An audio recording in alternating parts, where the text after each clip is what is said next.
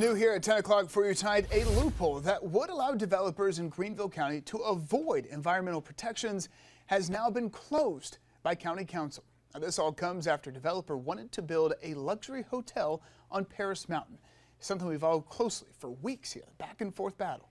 The developer requested to annex and rezone the land near the hotel for the hotel there into the city of Travelers Rest. That's because it was under county zoning, and part of the land was an environmentally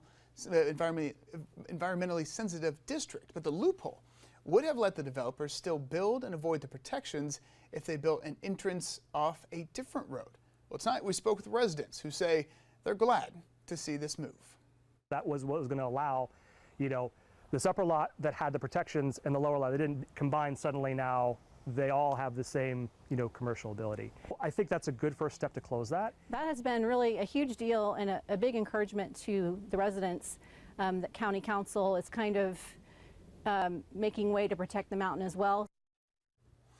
Our Greenville County Councilman Steve Shaw was one of the biggest opponents of the project. He represents the Travelers Rest area, and he says he's now pushing council to pass more environmental protections for Paris Mountain to avoid something like this happen in the future. If the citizens that were scared about this annexation were saying, hey, the reason we don't want this up there is because we have an environmentally sensitive protection area, and the developer and the city was arguing that by annexing it, we're going to put greater protections on that than you already have with your protections.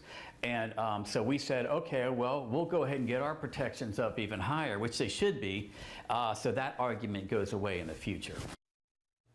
Now, Shaw went on to say the best thing to be built in that area would be single-family homes.